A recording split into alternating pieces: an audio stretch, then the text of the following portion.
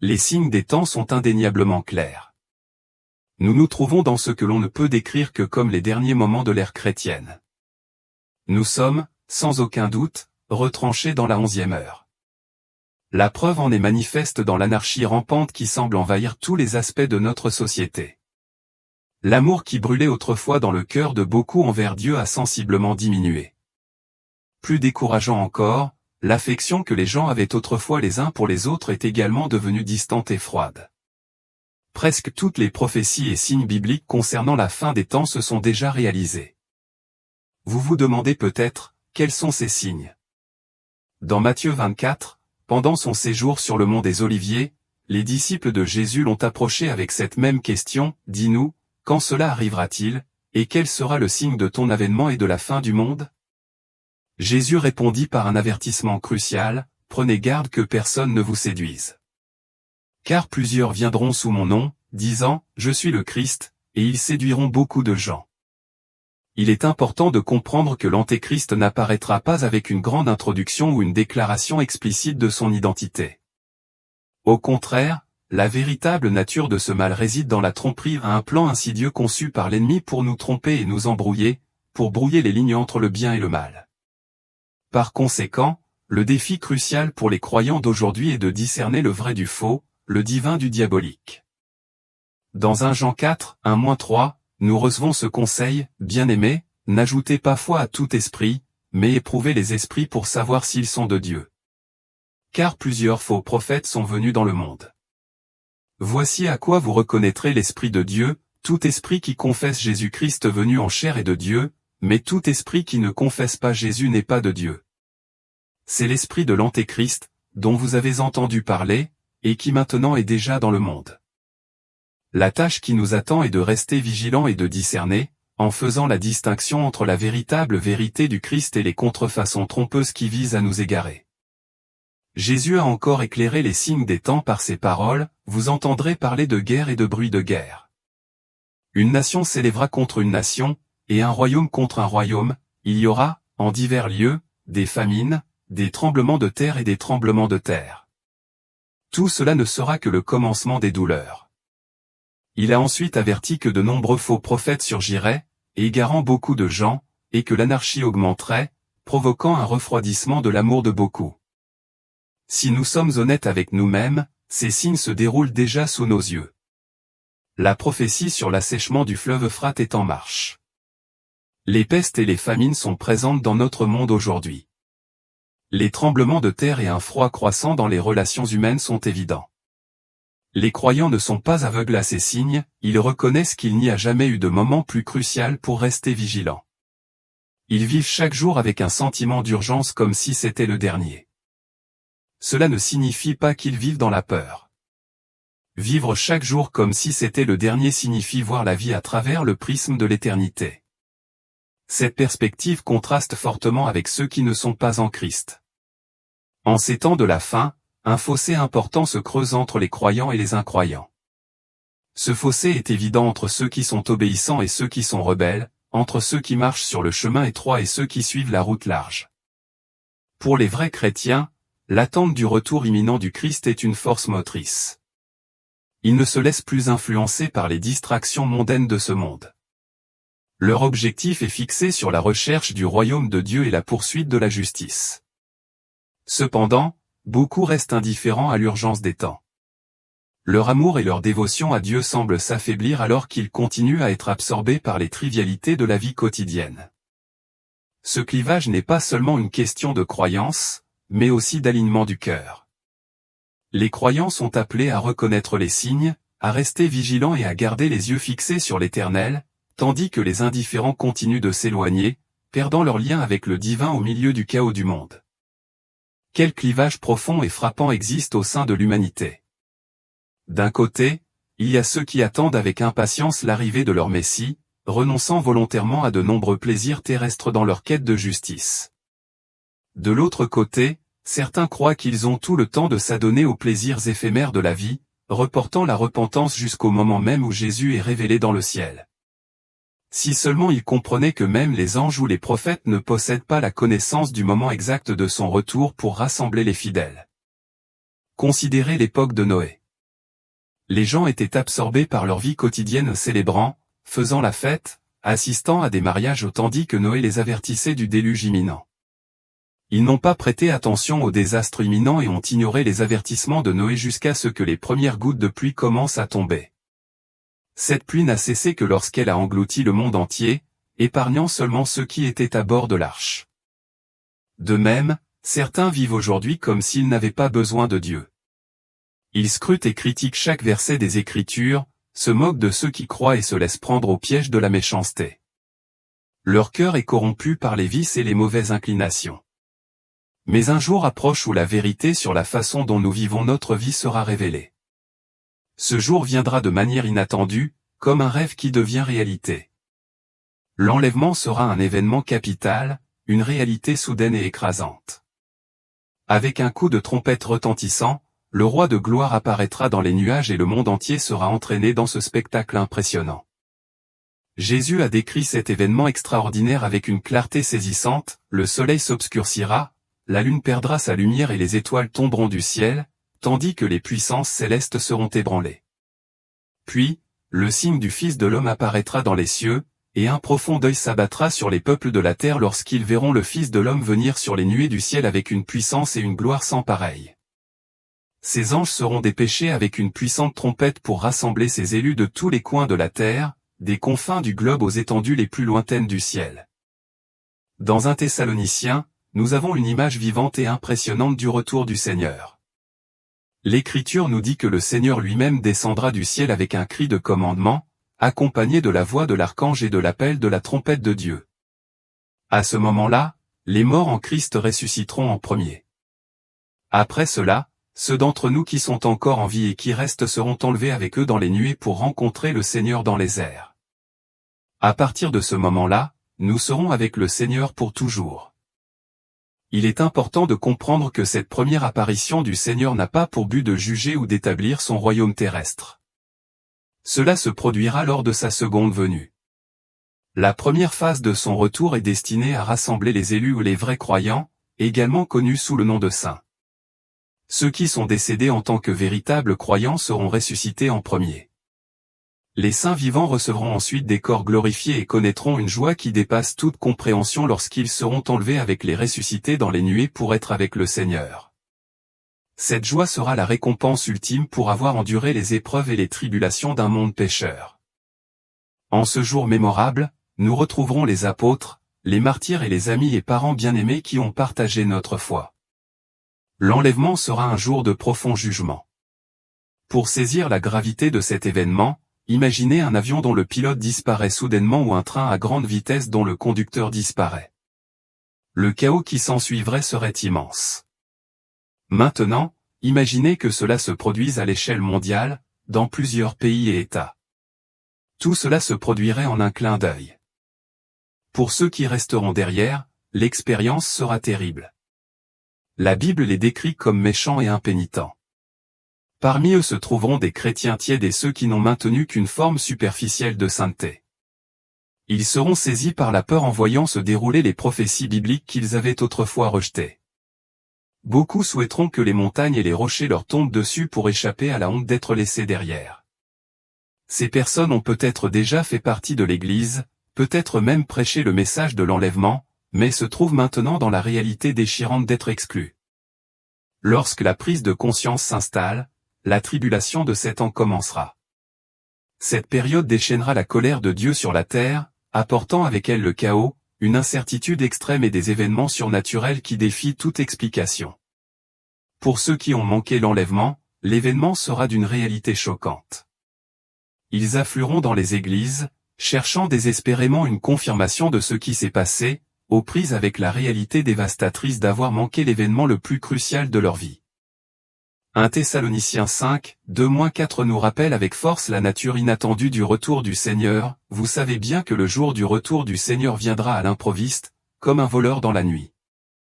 Quand les hommes diront « paix et sûreté », alors une ruine soudaine les surprendra, comme les douleurs de l'enfantement surprennent la femme enceinte. Et ils n'échapperont pas. Mais vous, frères, vous n'êtes pas dans les ténèbres, pour que ce jour vous surprenne comme un voleur.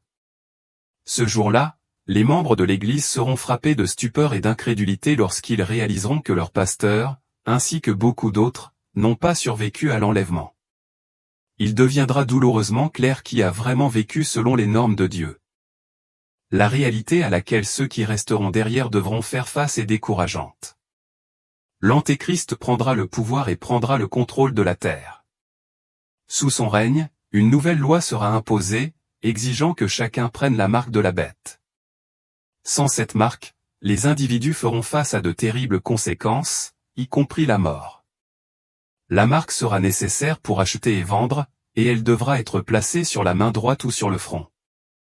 Apocalypse 13h18 révèle que cette marque sera associée au nombre d'un homme, 666. La signification de ce nombre reste un sujet de spéculation.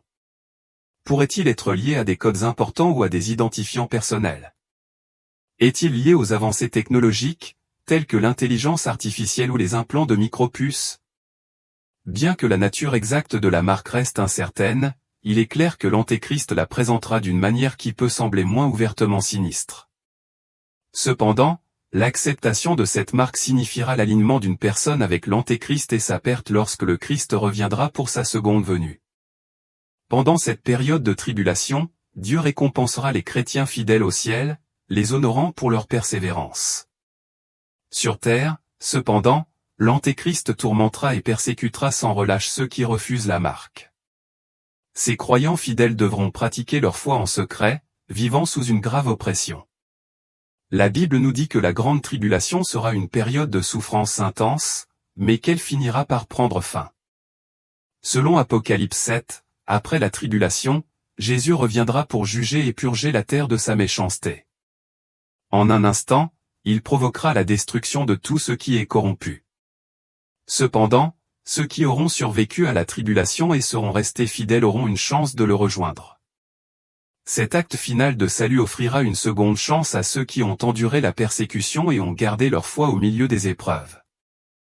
Je vous invite à réfléchir profondément à cette question: si l'enlèvement devait se produire aujourd'hui, seriez-vous prêt à vous joindre à lui, ou vous retrouveriez-vous pris au dépourvu, ayant rejeté Dieu jusqu'à ce qu'il soit trop tard? Profitez de ce moment pour vous retirer dans votre espace de prière personnel, où il n'y a que vous et Dieu. Confessez vos défauts et prenez la décision de vous engager pleinement envers lui aujourd'hui. Repentez-vous avec sincérité. Souvenez-vous que Dieu vous aime énormément et qu'il a un bien meilleur plan pour votre vie. Rester ferme pour Dieu en ces temps difficiles n'est pas facile, mais vous pouvez rechercher l'aide et la force du Seigneur. Par-dessus tout, invitez l'Esprit de Dieu à demeurer en vous. Demandez-lui de vous donner le pouvoir de faire ce que vous ne pourriez jamais accomplir par vous-même, vous détourner du péché et embrasser une vie transformée. Dès le tout début, lorsque Dieu a créé Adam et Ève, le diable a cherché à corrompre la création parfaite de Dieu en introduisant le péché. Tout au long de l'histoire, Dieu a désigné de véritables prophètes tels qu'Ézéchiel, Samuel et Jérémie pour guider son peuple. Cependant, Jésus nous a avertis qu'en ces derniers jours, nous devons nous méfier des faux prophètes, des trompeurs qui, sous l'influence de Satan, se font passer pour des messagers de Dieu. Tout comme Dieu a assigné des anges à son service, Satan a ses propres imitations, se déguisant en ange de lumière tout en restant dans les ténèbres. Dans la Bible, nous voyons que Satan est entré dans Judas Iscariote, le poussant à trahir Jésus. C'est un rappel brutal de l'influence malveillante de Satan. Lorsque Dieu a créé ses anges dans le ciel, l'un d'eux, Lucifer, nourrissait l'ambition de devenir Dieu lui-même. Il a déclaré dans son cœur: « Je monterai au ciel, j'élèverai mon trône au-dessus des étoiles de Dieu. Je m'assiérai sur la montagne de l'assemblée, à l'extrémité du septentrion. Je m'élèverai au-dessus des hauteurs des nuées, je serai semblable au Très-Haut. » Avec cette compréhension de la nature du diable, il est crucial de reconnaître l'un de ses plans les plus insidieux dans ces derniers jours. Ce plan implique une coalition de forces du mal, Satan, l'Antéchrist et le faux prophète. Au sein de diverses confessions chrétiennes, il existe différents enseignements et doctrines, dont l'un concerne le concept de la Trinité. La Trinité est une doctrine qui décrit le Père, le Fils et le Saint-Esprit comme trois personnes distinctes mais une seule en essence, non seulement unies dans leur but mais dans leur nature même. Il est crucial de comprendre cette doctrine, car elle souligne l'unité et la nature divine de Dieu dans le contexte des faux enseignements qui surgiront. Face à ces tromperies, tenez-vous fermement à la vérité de la parole de Dieu, recherchez sa direction et restez vigilants. Dans les derniers jours, Satan orchestrera une imitation perverse de la Trinité divine, créant ce que l'on peut décrire comme une Trinité impie ou anti-Trinité. Tout comme le Père, le Fils et le Saint-Esprit incarnent la bonté et la justice, cette triade impie au Satan, l'Antéchrist et le faux prophète personnifiera le mal. Les érudits bibliques reconnaissent Satan comme un maître de la tromperie, animé par une haine profonde envers Dieu et un désir pervers de lui ressembler. Malgré ses tentatives de se présenter comme un ange de lumière, il est en fait le père du mensonge. Pendant les jours sombres de la tribulation, Satan promettra un nouveau monde de création et de prospérité à ceux qui le suivront, mais sa vraie nature est la destruction. Il est connu sous le nom d'Apollyon, le destructeur. Les illusions de grandeur de Satan le conduisent à croire qu'il peut rivaliser avec Dieu, mais le Christ demeure et sera à jamais le vainqueur ultime. Bien que Jésus ait triomphé de Satan à la croix, l'hostilité et la défiance de l'ennemi persistent.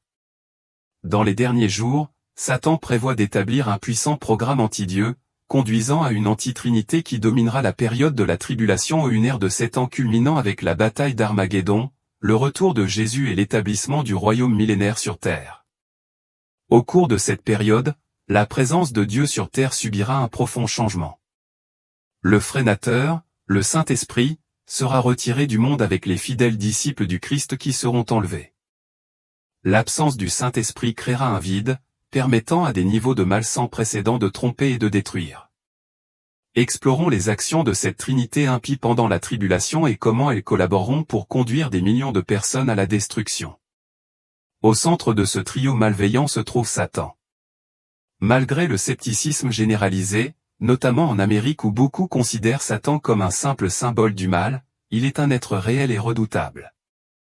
Il possède une personnalité distincte, une volonté et un plan diabolique. Alimenté par la rage, Satan est une force puissante avec un objectif clair.